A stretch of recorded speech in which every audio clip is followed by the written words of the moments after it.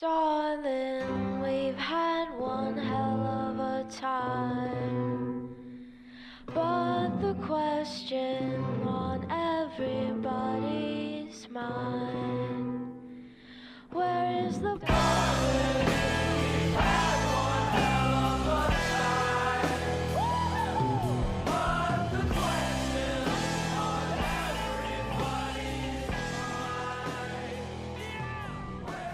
Hi, everybody. This is live, so nobody fuck up. Matt, Nobody fuck up. Don't fuck up. I feel like we already did, but we're just going to move We past fucked that. up because we had the hot cocoa conversation before going live. Yeah, Let's reiterate. we're Cocoa's a great breakfast. Cocos are great breakfast. Tini, do you have a favorite breakfast? Hi. This is the first time I'm hearing this. Not to tell your producer buddies how to do their job, but like if you just tell people that you didn't fuck up, you can sail right past it. And nobody can know. Oh, fuck. A little tip from me to you for next time. Tini is media savvy. We should maybe introduce the show. Sure. Yeah. Who wants to do it? I can do that. I think you should do it. I think I should. I like the way you do it. Yeah. Okay. Here we go. All right. Now we're going to go live right now. 3, 2, 1. Mm-hmm.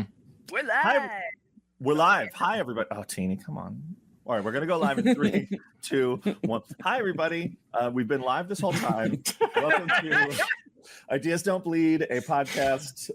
Today, it is a live stream and a podcast. Normally, when we make this show, we tape with a guest for around 8 to 10 hours. And then my producers, Ethan and Griffin, cut that down to, they salvage all the usable stuff into about an hour. Mm-hmm. Today is the time when we do this with no net. We know that our guest today is not going to say a lot of horrible things that need to be cut. Right. She's not going to refuse to answer all the questions like some other guests have done. And so we're going live with it. There's no reason to edit at all. Mm-hmm. So today, our wonderful guest is the always wonderful Tini Howard. Welcome to the show, Tini. Thanks for having me. You know, I just learned that I'm your trust case, which is fun for me. Yeah. Because I just learned this, and I'm here because I'm trusted to be good, which, again, if things y'all never should have said. There's, but it's good to be here. Yeah, there's a level of guest that like we'll have on, like a Jerry Duggan and Ed Brisson. I was gonna say. Well, yeah, you can have them on, but like they're not, you got to really dig to get good stuff out of them. It's a lot of work. Yeah. That's why we've had Kelly on the show 4 times already, and we've only made like 5 podcasts. Well, the problem with Kelly is, you know, she's a great guest and she's always got really smart things to say, but she's always saying just the most like violent, controversial, negative, hateful things. You really have to go back. You got to edit all that out where Kelly is just really giving out her, you know, kill list. Yeah. Those are our heavy edit guests. And then we get Ryan Stegman on. Ryan Stegman, it's so bad that you have to do ADR later. You have to record stuff that like you have to script stuff for him so that you can replace the bullshit that he said on the show. Yeah, the voice you hear isn't Ryan. We hire an actor to come in and just say some stuff. It's Paul Giamatti, actually. We got Paul Giamatti to play Ryan Stegman. It's Ryan's face, and then Paul says some stuff that isn't horrifying. Well, Giamatti does a great Stegman. A lot of people don't know that, but he is a really good Ryan. I mean, I had no idea. Middling, Rosenberg says. Okay. You know. That's okay. Well, Steve Buscemi's Donnie Cates is a bit better, I will say. Steve Buscemi's Donnie Cates is... That's not bad. Honestly, I didn't believe it until I saw him in the makeup. And then I was like, that's... Yeah. I saw the costume and the makeup, and I was like, wow, that's Donnie. Yeah. I had dinner with him. And we had dinner for 2 hours. And at the end, I said something about, you know, Donnie's parents. And he didn't know. Like, he hadn't done that much research. And he broke character. And he was like, it's me, Steve Buscemi. And I was like, oh. Did you forget? No, I just didn't know. I never knew. I didn't know. Okay. It was so... It was so perfect. Yeah. That's amazing. But then we talked about Trees Lounge for a while. It's a solid film that maybe he directed. Did he direct that? Anyone? Matthew, what is this show? What's happening, Matthew Rosenberg? Rachel says we need cue cards. I agree. Thank you, Rachel. Rachel is my wonderful, wonderful editor, the editor of all things Ashcan Press. And she's not wrong. That's why we pay her the big bucks. Sure. Okay, so the question, what is this show, is an alarming question, because I realize now that maybe I'm in charge of that, and that wasn't prepared. I wasn't prepared for that, but we're gonna wing it. Yeah. We're not going to waste any more of your time, Tini. I'm not going to ask why you have 2 drinks for one podcast. Oh, I'll talk about that. I would love to talk about that. Let's talk about that. I'm a many drink girl. Like, I've got my iced espresso here, and then I've got my hydrating bubble water, non-branded, because if they want to give me money, they can. Yeah, we're sponsored by Avion. It was my birthday on Monday, and I went to breakfast, and I sat down, and when she asked me what I wanted to drink, I was having a difficult time making a choice, and I realized it was my birthday, and so I said I want an iced coffee, a soda water, and a mimosa. I got 3 drinks because they all 3 serve different purposes. Exactly. I'm a multiple drink girl. I think we should all love ourselves, and if you want more than one beverage at a time, like, think of how hydrated you could be if you had a water every time you had a chocolate milk. I would die. I would drown. You would be so hydrated. You would have all of the benefits of being hydrated. I actually talked to a hydrologist once, and he said that chocolate milk is more hydrating than water. It's better for you. Is that true? That's what a hydrologist told me. That's crazy. That was not a hydrologist. That was still Steve in the role of Donnie. Oh my God! You never know. You never know. Doing the hydrology work. I mean, it's player Steve. Yeah. Wow. Steve's so good. Podcasting requires a minimum of 2 drinks. You need water. You need something caffeinated. I have hot chocolate. I don't really drink a lot of caffeinated stuff. I don't drink coffee. I drank. I didn't have any caffeine for a long time except in chocolate. I was totally off caffeine, and then when I was in the throes, this is a good story. In case this is a story about my mom. In case my mom is listening, which sometimes she is. When I was deep in the throes of Marvel and working long hours, I went to visit my mom, and I was staying with her, and I had stopped drinking caffeinated drinks for years, and I had to do a lot of all-nighters to hit deadlines, and I bought some Coca-Cola. And I was at my mom's house, and she was going to bed, and I went to the kitchen, and I said goodnight to her, and I got out a bottle of Coke I had bought and put it in her refrigerator. And she said, "What is that?" And I said, "It's Coke."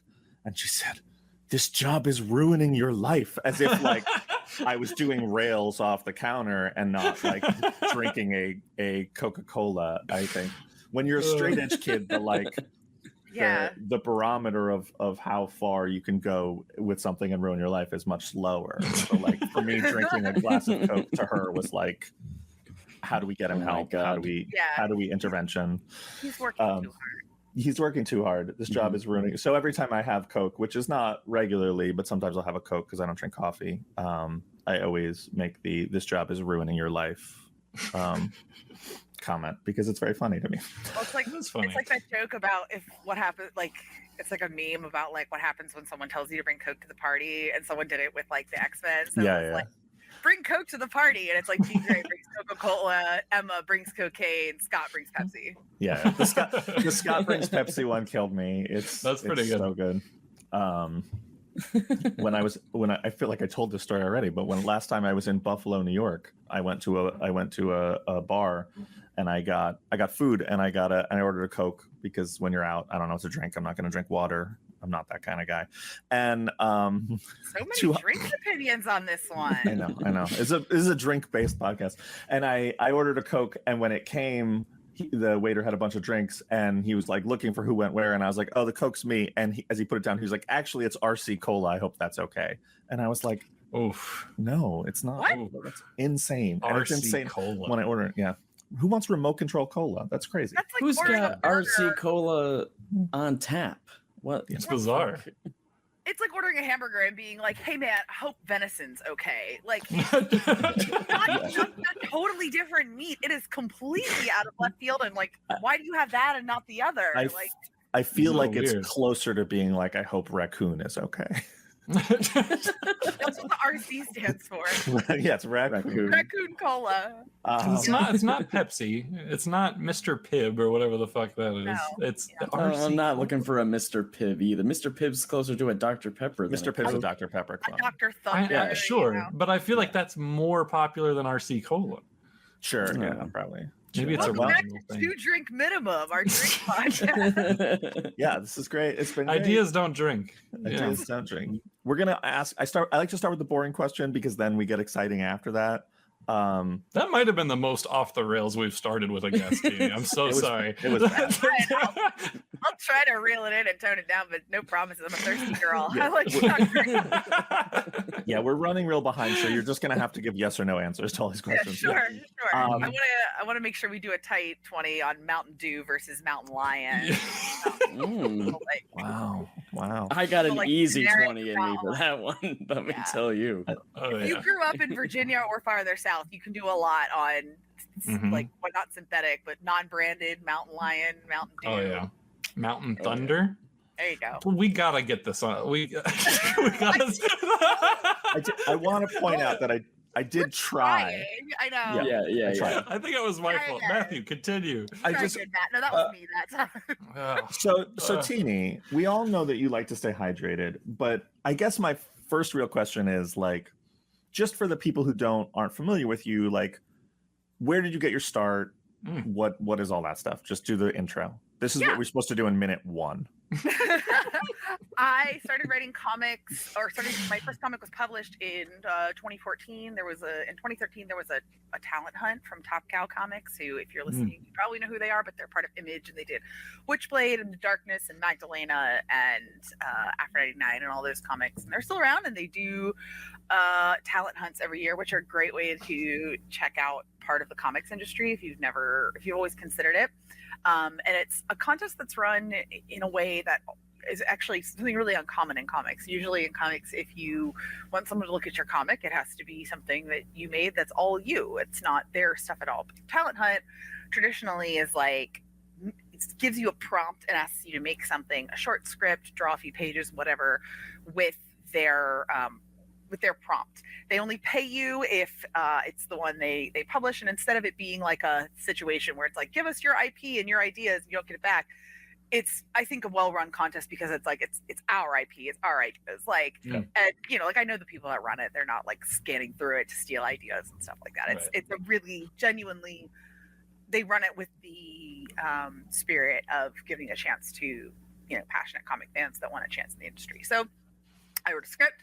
I sent it in. I broke a few of the rules they tell you not to do, but they really liked it. Published it anyway. And it was called Magdalena 7th Sacrament. And so in 2014, I had a comic with the little Image logo and my name on it in the corner. That was the coolest thing possible. And that was like my calling card. And I took that thing everywhere. And I did anthologies. I went online. I got to know people. I went to cons and pounded the pavement, talked to people and talked to editors. And I did with my friend Matt here, helped me get in touch a little bit with Black Mask, and I did a comic there called The Skeptics, which was my first creator-owned book. Since then, I've done 2 other creator-owned books, one called Euthanauts and one called Assassinistas, and now I do one on my Substack called PHENOMENOCITY, which we'll talk about a little bit later. But mostly, if you know me, you might probably know me from what I do over at Marvel and DC. I write Excalibur, Knights of X, the upcoming Betsy Braddock Captain Britain. I wrote a lot of X-Men stuff in Krakoa over at Marvel, and then at DC, I do Gotham stuff. I write Catwoman. I'm going to be writing Harley Quinn, and I co-write a book called Punchline: The Gotham Game with my husband Blake Howard that just came out yesterday. I think the first issue came out. Congratulations! It's a wonderful first issue. I read it. Thank you. I'm honestly super happy that we are writing Punchline around the time that you're writing Joker, because it's kind of like getting to write Catwoman with Chip writing Batman. Like, it's someone that, like, I know I like, they're a friend of mine. We have similar sensibilities, so I don't feel like I'm writing. I don't like the feeling of working against other writers. I mean, I do when it's something you plan. Like, sometimes like you plan that, right? Like writing things together, you want sometimes to create different tension, but sometimes you're just trying to be harmonious and tell a story, and you want to feel like, for example, if I'm pulling this way, I want to feel like the person doing the work is willing to pull the other way and not just ignoring that I'm pulling at all and messing things up. So it's like writing Catwoman now. Chip is a good friend of mine. He's someone whose writing I love. We get to talk together and plan things, and we like really similar things about both those characters. We have similar ideas about what their merits are and what their flaws are and whatever. So I wasn't aware that Chip had friends. Yeah, you don't have to. I'm working on it. Okay. All right. Sure. I didn't know Chip was writing Batman. Good for him. Is that okay? Yeah. Good job. Good That's job, little interesting. buddy. Yeah. We got him like reading maybe a year and a half ago, and we were like, "Wow, do you want to write? Do you want to write Batman?" You know? Yeah. Because he likes to do those little drawings. He does his little drawings, and those are cute. They are so cute. You know, they're so cute. So cute. And have you ever seen him do it? He gets a little furrow in his drills so hard. I mean, and frankly, I think having you and having Chip is good because I don't think enough men, especially straight white men, are getting to write these books. So I think it's really an honor to get to work with you guys. Yeah, I feel that weight a lot. I hope Chip does too. The burden of speaking for our and I'm gender sorry. and I can't know what it's like. No. But we hope that when you read the Joker, I feel like that for me, I feel like that is the straight white male experience. Like that's what I'm putting into it. Like that's when you read the Joker, like that's what it's like to be me. We all go Joker mode. Yeah. Everybody's gone Joker mode. Oh yeah. But no, in all honesty, it's like I really like writing like punchlining coming off like Harley with you writing Joker because it's like you're someone who's writing I really love and I trust you as a storyteller and we're friends and we like can Matt's gotten increasingly aggressive on this show when anyone tries to compliment him. It's just getting it's not a great time. I love that you're writing punchline. You and me and Blake had a fun call with our editor Dave Welgus to sort of talk plans, and it's always fun to like, you know, we've all been on those calls where you have we all haven't, you and me have, where like you have to hear other people's ideas. And sometimes you're just like, this isn't what I would do. This isn't, and it's fine. And you know, you're not supposed to, not everything is supposed to be for you and you're not supposed to be every writer or whatever, but it is always invigorating when you hear the other person's ideas and they get you excited and they get ideas going. And I feel like that's really fun. And you and Blake have like so much fun stuff in the punchline book that I was like, wow, that's awesome.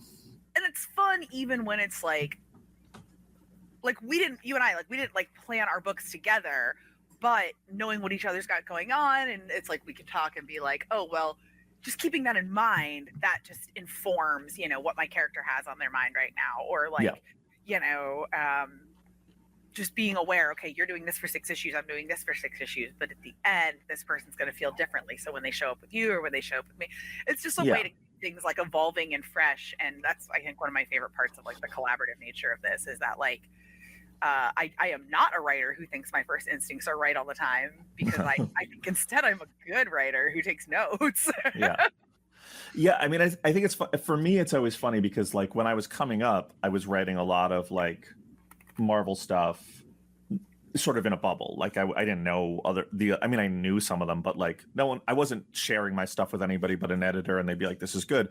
And the weight for me a lot, and it still is, was the idea of like, oh, these are characters that like Stan Lee and Jack Kirby and Steve Ditko, you know, all the Chris Claremont, all these legends created. And like, you feel that weight, and it's exciting to be like, oh, I'm adding a little stitch to this quilt.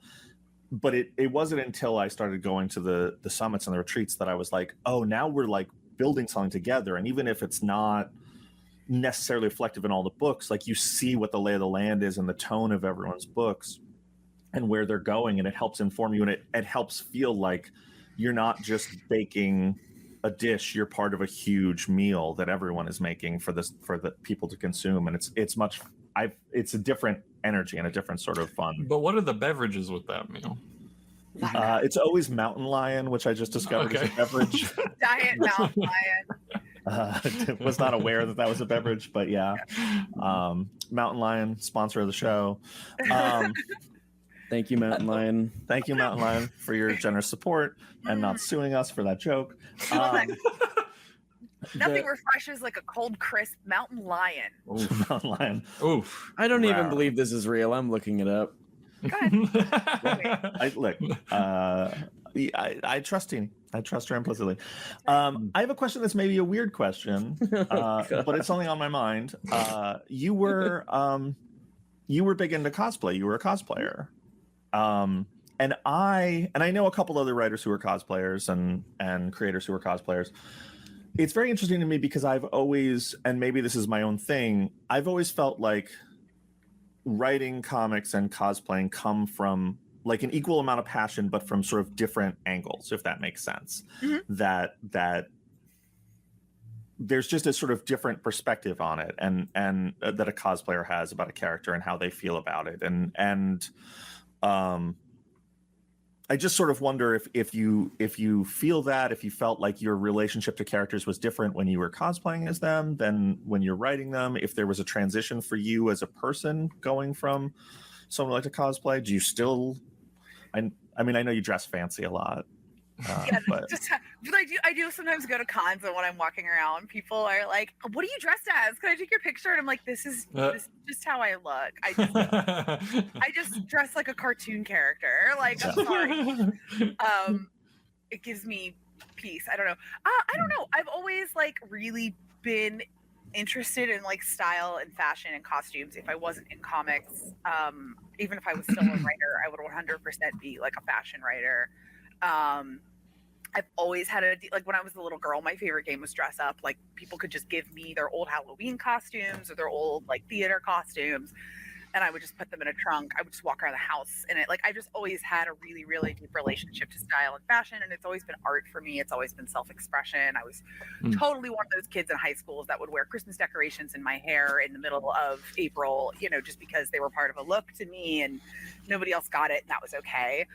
I was that kid. I've always really loved dress up, and it's always like something about me. Like I did, like whenever I watch movies with people, I'm always that person that's annoying about the costumes. I mean, not in a way where I'm like, that's wrong, but just, I mean, granted, a bad wig will, bad wig will ruin my day. But like usually I watch costumes or watch movies and TV, and I'm just like, oh, that's so cool. Like, you know, her costume becomes more and more red as she gets more and more evil, or like basic things like that, right? So for me, like costuming is storytelling. Costuming is, and like how characters are dressed is like a big part of like art and expression. And I've always been kind of like an obsessive. So like if I was, you know, really into Spider-Woman, and I was like, you know, reading and rereading the like Bendis Spider-Woman comics, and I was like doodling Spider-Woman and like writing fan fiction about Spider-Woman, which is another thing I did, then I would be like, I also want to have a Spider-Woman costume. I was never the sort of person to be like, I'm this character, like you be like them, I'm gonna change all of my internet stuff. It was just always like, this is what I'm into right now. I'm into Spider-Woman. I would make the costume, and sometimes in a weird way that would be like, I would get so tired of the costume by making it and embodying it, I would stay up late, I would be walking around with sore feet, but by like the end of the con I'd be like, I'm sick of fucking Spider-Woman. Then I'd be like, but that girl's Scarlet Witch costume looks really fucking cool. And then I'd like develop a new obsession. So like I would just, it was a way of like showing love. Like the characters I always cosplayed in comics. There was a time where I would just like cosplay characters with my friends that I didn't necessarily love when I was into like anime and video games and stuff. But once I was into comics pretty solidly, I was like, I only want to cosplay characters I love. So it's like all the comic characters I've ever cosplayed have been like Spider-Woman, Wiccan, Scarlet Witch. Like they're all characters that I have written by now. Iron Man, like stuff like that. Like I just characters that I really loved. So yeah, it was just like a way of like embodying like something I love. I still, most of my clothes, like when I dress fancy, like most of my clothes are altered or sewn by me in some way. Usually I buy things. I get something and I'm like, I don't like it until I've made it into what I want. Like I buy everything at the thrift store. I'm just, clothing and fashion and style is just like a weird expressive comfort for me. I make all my own clothes too. They look really good. Yeah, wow. You've got a real like Gap vibe going on with your style. Jesus Christ. Yeah. This is live. That doesn't get edited out. God, I feel like that hurt him more than you thought it would. God damn it, Griffin. Yeah, don't say that. I feel like that hurt us. I feel like that hurt us both, because to me it was hurtful, and for Griffin it means he got fired, and so it's like it's typical for both. It's hard for you, Ethan, because now you run the show. It's hard for you, Tina, because now you also co-run the show. I also become physically nauseous when men mention the Gap. So yeah, it's not great. I'm sorry, man. I didn't even mean it. It just was the first thing that came out of me. I was searching for a bit. I didn't have it. You saw the shot and you took it. There's no shame, and when you get the chance to assassinate someone, you take it. That's true. That's my motto. Tina, can I ask you really quick? Did you say a bad wig will ruin your day in a movie? Yeah. Are there any that like stick out as like the worst you've ever seen that drove you crazy? Season 1 of Game of Thrones are some of the worst I've ever seen. It's like what you can look for are like hairlines. If there's none, that's the worst. Sometimes if there's one, you can like, another really good example is I saw those Hobbit movies in like super freaking IMAX. Oh, really? And every close up on those doors made me want to like puke into my popcorn because you can like see all the mesh. The hair on all of their prosthetics is like a perfectly even grid because it's a prosthetic and not real hair. And that's fine from here. But when they're shooting it in like super IMAX from this close, from these, like, it just looks like a wig or like a fake Santa beard from a play or something. And I'm like, any thoughts on the Cumberbatch Doctor Strange wig? It's getting more and more intense. I feel like it's getting bigger and bigger, and I think they don't think we see it. Like, look, at some point he's just gonna be Marge Simpson, and we're gonna be like, when did that happen? I feel like I don't notice that stuff too much. I feel like I'm just not. My brain isn't trained that way. And then I watched Yellow Jackets. Showtime, which I really liked, and there's one scene where the punky girl just has a wig on, but like all her other scenes it seems like it's her hair, and then in one it looks so fake and crazy, like a reshoot. It must be a reshoot, and I was like, oh, she must have either like changed her hair, or I was like, I think right after this she was shooting Book of Boba Fett, and her hair is black, so maybe they just like called her back from Book of Boba Fett. I don't know the details, but it was so distracting to me, and I was like, oh, I really hope this doesn't become a thing that I care about. Okay, here's another one that will ruin you maybe. There's a certain like yellow shade of blonde that's like everywhere now because it's the color you get when you like bleach or peroxide darker hair. But it's like not a hair color. There's like a yellowness to it that like when you dye your hair that color, you have to do things to it to take that yellowness out. You have to kind of put like blue and purple dye over it to kind of color correct it because it doesn't look natural because hair doesn't grow that yellow. And it drives me nuts when I'm watching like a pirate movie in the 17th century and people have like peroxide blonde yellow wigs, and I'm like, you could have bought a wig that didn't look like that. Like, it's a wig anyway. Why did you buy the Sailor Moon yellow one? Why did you not like? Why is there not a database somewhere of wigs through different lenses to see how bad they look? Like, it just. So you feel like Sailor Moon is the most authentic looking of all things. Sailor Moon is the most. Well, no, I think they shouldn't pick that Sailor Moon color. Oh, don't go with Sailor Moon. So Sailor Moon is the least authentic. She's the most authentic woman that's ever existed. Sure. That's just fact. She eats, she cries, she loves her cat. Just like a real woman. Like pain. Like baby, I contain multitude. That's me, all right? So going back to things that aren't wigs, one of the things I've found interesting is like I feel like the generation of upcoming writers at the big two behind you, I feel like there are a lot of writers who are coming in who, and maybe I'm wrong about this, but like I feel like they're pulling less from the indie comic scene and looking for other places, or maybe they're just diversifying where they pull from. Not that they're pulling less, but there's more writers coming in from YA. There's more writers coming in from other things, but you have a very good pedigree of indie books. You have, a bunch of creator-owned books before you and stuff.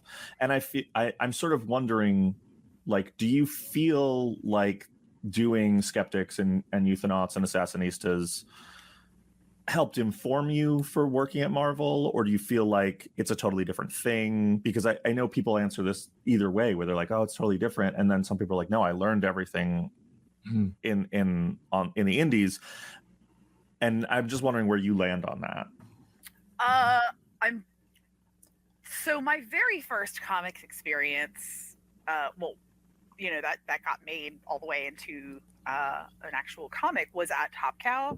So I had kind of a weird like halfway experience in my very first one, right? Where I had an editor, they hired and paid my artist, they hired and paid me, pending, they liked my script, so they paid me for it.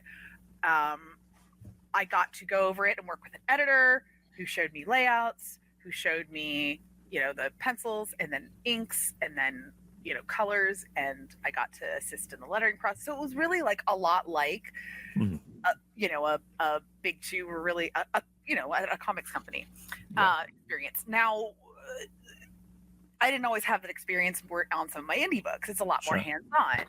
You wear a lot more hats. You jump in to do a lot more things when they're needed. Everyone's an EMT. You're all on call basically, and you're all kind of jumping in whenever you can to fix things, especially like the week before a book goes to print, when you're not just responsible for the words, you're responsible for everything from the ink to the staples to the paper to the shipping to the announcing to all of it.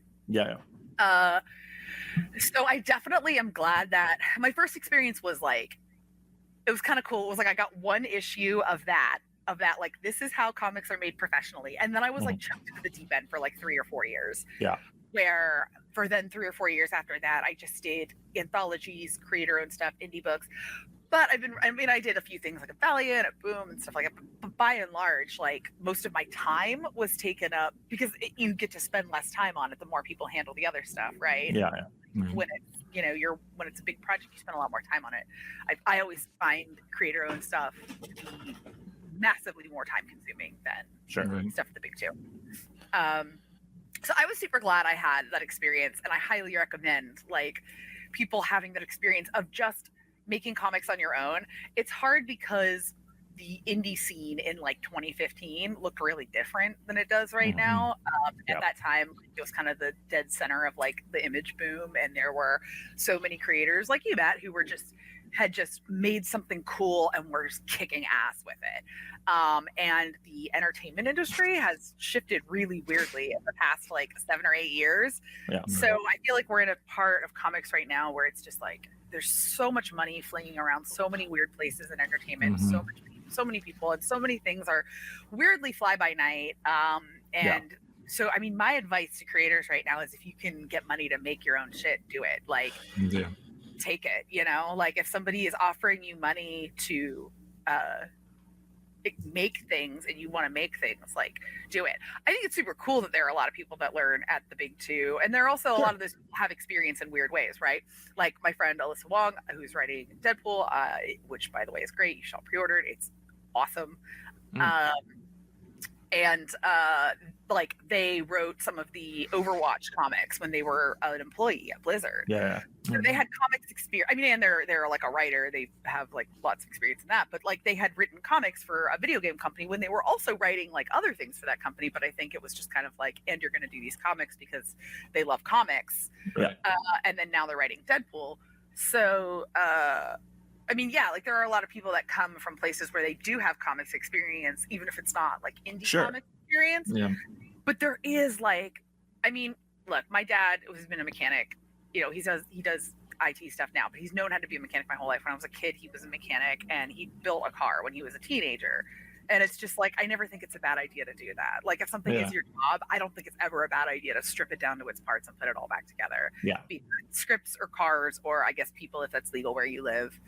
But it's not, but I mean, it's the Wild West out here. You guys are stripping people down to their basic parts all the time. We do it here too in New York, but it's not legal. It's funny that you said that about figuring out all the parts, because I actually have a note here, but I wasn't gonna mention it. But like, you worked in a comic book store, correct? I did, and that was also a huge part of the equation. There's so much I know about the industry from working in a comic store, and frankly, there's so much negativity sometimes in working in entertainment that working in a comic store is what gave me good vibes and kept me around. Right. Yeah, I mean that's the same for me. Like I worked in a comic shop, and it's so. I mean, I knew I was trying to make comics, and I had a better paying job that was taking up all my time, and I was like, I need to leave that job so that I have free time, and I want to do it. And I was like, well, I'll look for something that's part-time or like less work. And then because I had savings and stuff, and I was like, oh, I should work in a comic store and be immersed in it. And I just wanted to be around comics and get a discount on comics. But actually, like, it informed so much of the early stuff for me in like what I like and what I don't like and how I want to approach things and how the audience approaches things. There's nothing more informative to being a comic creator than standing in the back of a comic store for 3 hours and watching what people pick up off the shelf and flip through and what they end up buying and what they end up putting back. What people say and what people ask about, what just catches their eye. Like when people walk in and stare at the indie wall, what's the thing that makes them go, what's blank out loud? You know, like you want to be that book, right? For someone. Not everyone is that book for everyone, but unless you're Brian and Fiona. well, it's funny because like I think about Saga a lot because like that was the number one. That was just such a huge lesson. I finished working in the comic shop maybe right when that was coming out. My timeline is all screwy, but like you could just see people just the cover and just be like, oh, the simple image, the stark image, the bright palette, like it's not. And then you look at the wall and it's not a shot at Marvel and DC cover artists. I know how the cake is made. I know how it's all put together, but there's something really good about having a cover that doesn't look like every other cover. There's something, and people, I know that there's Marvel does do covers that look like that, which is so funny. Now they love printing covers that are like a blank background and a character doing something funny or like intimate, them doing something realistic, right? Because that's what worked about the Saga covers. Flat, like the text you saw at work that day, the flat color, and then a beautiful image of something so intimate it felt like a candid photo of a real man. And it's not and I just always, every single time, and much love to all the people who've ever graced anything I wrote with a cover, but the issue 1, the whole team looking straight ahead cover, that is the formula at Marvel and DC, and I'm just like, I don't know why that would grab me. I just don't, maybe for a certain reader, it's like, oh, you want to see who the characters are. You want to see who's on the team. I mean, personally, I would be like, buy the book to find out who's on the team should be the better selling point. But I understand not doing that and understand and want to rope people in. But I'm just like, I don't see how this is a selling point anymore. Like, give me something, like you said, intimate or dramatic and not just a bunch of people looking back at me. Because I can see that 40 times every week on the wall. I mean, the cover in my career that's probably gotten me the most attention, mostly positive, some negative, but it was certainly the biggest deal, cover of my career was Catwoman 39, where she's on the pole. Yeah, for sure. And like, it's like, I kind of had to fight for it, not fight, but I had to convince, we had to do some convincing that it was like, because not everyone, like I live in LA where grandmas go to pole fitness on Sunday after church, right? Like not everywhere is like that, and it fits the story. It's part of what's going on in the book, but it was like one of those things where it was just Catwoman on a pole. Like she's not fighting anyone. She's not like it's just like it's shocking. It's it generates conversation or whatever. And it was like like that cover. People go nuts for it even now when they see they'll walk by my table and be like Catwoman on a pole, and it's just like. It has to be unexpected and make sense. And it's unexpected in the comic cover to see something intimate, but it makes sense when you see it. And great as Fiona Staples drawing it, Yeah, for sure. Another thing that I feel like I learned in a comic shop is coming up with the name that is somewhat memorable or at least easily identifiable, that you're not just like, it's a simple word, it's whatever. And I feel like I made We Can Never Go Home and Four Kids Walk Into a Bank and What's the First Place from Here, and I'm an asshole and I have these books with long names but I always say, people are like, well, I can't remember exactly what the name is, and I'm like, it doesn't matter. If you go into a comic shop and say, where's the farthest, like they're gonna know what you're talking about. There's no other book that sounds like that. And what I like is that like now a bunch of people are doing that. There are a bunch of like that. Like James Tynan, Al Ewing, they're all doing it. Yeah, and like they're all doing it better than me, and fuck them. But I love them, but also I hate them a little bit. It's fine. Most of the days I love them, but I like they're doing visibly better than me. But the thing is that what I always like about you and your creator own is that you're not that kind of asshole who comes up with the obnoxiously long title. You come up with a different kind of asshole title, which is fake words. And I really appreciate that, because you have Assassinistas, you have Euthanauts, you have Phenomenosity, all difficult to say, all not real words. It's really admirable. It's really, you found your own lane into being fucking obnoxious and naming your books, and I have so much respect for that. And that actually means a lot, though, because it is my flavor of fucking obnoxious. Like, I know, like, okay, granted, there is a real reason for it, and it's that my first comic was called The Skeptics, and I would Google Skeptics comic, and it would be like comics fans skeptical about, and it was like I could not. And I had at the time, I was a copywriter, so I knew SEO, like, and I still did this to myself. Yeah. I'm so stupid. I am too skilled at SEO. Like, I do SEO optimization for other people. And I screwed myself. So after that, I was like, I'm going to make up a word for my comics so that even if people can't pronounce it, they can look at it and be like, it was that word. And the other thing about it is, and this is the asshole part, are you ready? I think it's important to, with whatever you do and everything and how you present yourself, I think you need to court the kind of reader you want, right? Matt does a good job with this titles because they all sound like punk songs. Like they all sound like, like there are no big words in them, but they're all like a simple question, and they're all just like, or a simple statement. They're just like there's just something about them that says like, we're stripped down, we're being real, come in and talk to us. And that's really how Matt's books work. Thank you. I am a pretentious asshole. And I very much, I like to read books that challenge and confuse me. I love the feeling of turning on a movie or opening a book and instantly being in and going, wow, I have no idea what the fuck is going on, but I'm fascinated. I really love that.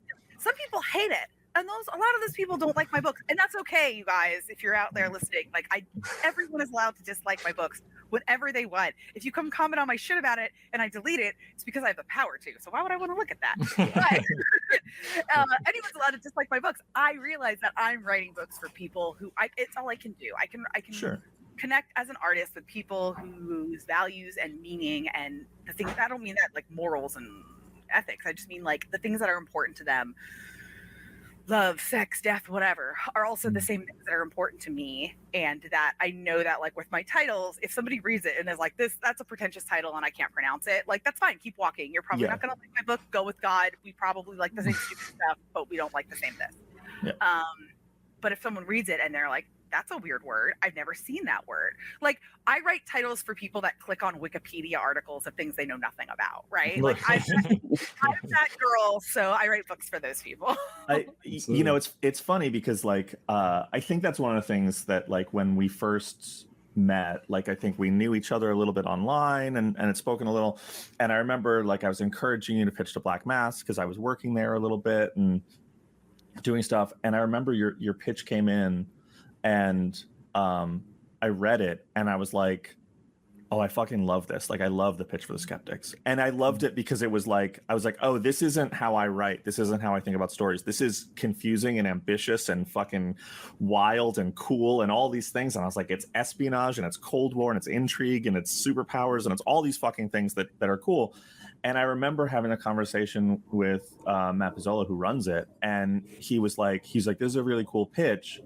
And he was like, I haven't read enough of her stuff to know if she can pull this off. And I remember saying to him, I was like, I don't know. And I was like, but fuck, don't you want to find out? Like, this is so ambitious and cool. Like, who doesn't want to see this? Like, you built a car. Now I want to see if it drives. Like, that was why I showed up. And like, now it's fun because I know that you can do these things. Like, I hear your concepts, I hear your pitches, and I'm like, oh man, my brain doesn't work that way. I don't think about story that way.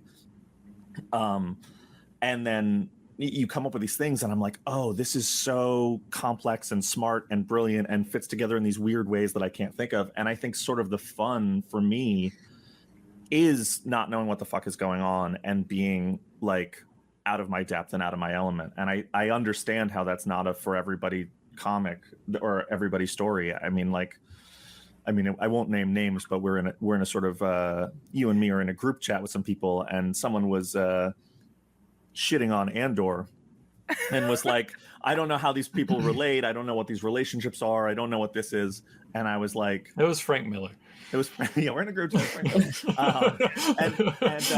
But I just, yeah, he doesn't get it. But no, I was just like, yeah, that's why I love it. Like, I want to know the answers to these questions. And like, that's so much of the fun. And it was so interesting to just see like another writer who I think a lot of the times we are very on an even keel with, I see them diverge there. I was like, that's interesting to me. But anyway, that was a digression, just so that I could talk shit about people who talk shit about Andor. Not I like how you set it up by complimenting me, so I would abide it and not be like, all right.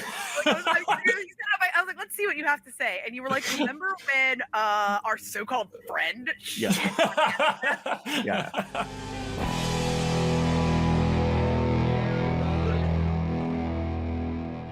And that brings us to the end of part 1 of our discussion with TINI Howard. Make sure to check out PHENOMENOCITY as well as everything else TINI's working on by visiting her Substack, The Scorpio Room, at tinihoward.substack.com. To get the latest episodes of this podcast, as well as news, giveaways, and even comics delivered straight to your inbox, go to ashcanpress.com and sign up for the newsletter. We'll be back next week with another wonderful guest. And in the meantime, you can write to us at ideasdon'tbleedpod@gmail.com or tweet to Matthew Rosenberg at ashcanpress on Twitter, me at Tales to Astonish, or Griffin at Griff Sheridan.